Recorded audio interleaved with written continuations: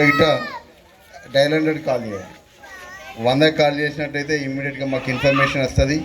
వాటిపైన మేము చర్యలు తీసుకోవడానికి సిద్ధంగా ఉన్నాం. సమాజాన్ని మంచిగా ఉంచాలనే ఉద్దేశంతో మేము పనిచేస్తున్నాం కాబట్టి మీరంతా మాకు సహకరించాలని కోరుకుంటున్నాం. అదేవిధంగా ట్రాఫిక్ అవేర్నెస్ గురించి కూడా మా కళాబృందం వాళ్ళు మీకు వివరిస్తారు. మనం ఏంటంటే పెద్ద పెద్ద బండ్లు కొనుక్కుంటున్నాం, పెద్ద పెద్ద సీసీ బండ్లు వచ్చినాయి. ఇట్లా అనగానే 20-30కి వెళ్ళిపోతుంది స్పీడ్.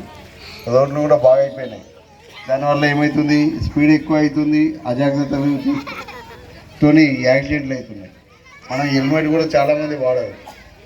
మాకు ఇప్పుడున్న రిపోర్ట్లో ఎక్కువ శాతం యాక్సిడెంట్లో చనిపోయిన వాళ్ళంతా కూడా తలకు హెల్మెట్ ఎడ్డించేతో చనిపోతుంది. తలకు హెల్మెట్ పెట్టుకుంటే మీ ప్రాణాలను మీరు సేవ్ చేసుకోవచ్చు.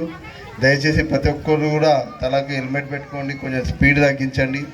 అదేవిధంగా తాగి నడపవద్దు అసలు కూడా బండి. తాగినామంటే మన కంట్రోల్ మనం కోల్పోయినామంటే మనమన్నా గుద్దుకొని ఏదన్నా చేసి అవుతుంది, లేకుంటే పక్కోనికి అన్న పాపం అమాయకుడు బలి అవుతారు. ఒక ఇంట్లో ఒక పనిచేసే వ్యక్తి లాస్ అయితే ఆ ఇల్లుకి ఎంత కష్టంగా ఉంటుందో మనందరం తెలుసు. మనం చూస్తాం పక్కపక్క ఇళ్ళల్లో ఒక యంగ్ పిల్లవాడు చనిపోతే వాళ్ళ భార్య పిల్లల పరిస్థితి ఏ విధంగా ఉంటుందో తెలుసు కదా. కాబట్టి ప్రతి ఒక్కరు కూడా జాగ్రత్తలు తీసుకోవాలి. అదేవిధంగా మనందరి చేతిలో ఎవరి చేతిలో చూసినా పెద్ద పెద్ద ఫోన్లు వచ్చేసినాయి. నిమిషాల్లో ఆన్లైన్లోకి పోతున్నాం. వాళ్ళ ఇచ్చిన క్లిక్స్, ఆన్లైన్లో వచ్చినటువంటి లింకులన్నీ కూడా ఓపెన్ చేస్తున్నాం. బ్యాంకులో నుంచి ఫోన్ చేస్తున్నాం. మీ ఓటీపీ నెంబర్ చెప్పాలని టకటక ఓటీపీ నెంబర్ చెప్తున్నాం. మొత్తం డీటెయిల్స్ అన్నీ చెప్తున్నాం. ఏ బ్యాంకు వాళ్ళు కూడా మీ ఓటీపీ నెంబర్లు ఎవరు అడగదు. ఏదైనా ఉంటే మీ బ్యాంకు పని చేసుకోండి తప్ప ఫోన్లో ఎవరితో ఒక్క ముట్టించద్దు. అదేవిధంగా కొంతమంది నైట్లో అసభ్యకరమైనటువంటి కాల్స్ చేస్తారు. మనల్ని కూడా అదే రకంగా రెచ్చగొట్టి మనతో కూడా ఆ పనులు చేపించి తెల్లారి వీడియోస్ అన్నీ కూడా రిలీజ్ చేసి మన చుట్టాలకు పంపుతాం, మీ బంధువులకు పంపుతాం, మీ ఫ్రెండ్స్కి పంపుతాం అని చెప్పి డబ్బులు లాగుకుంటారు.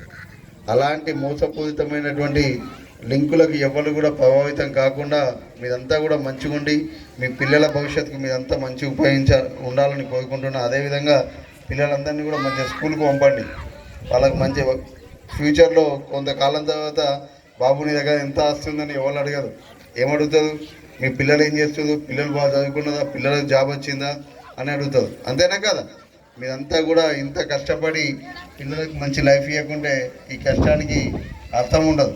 కాబట్టి పిల్లలకు మంచి చదివిపియండి.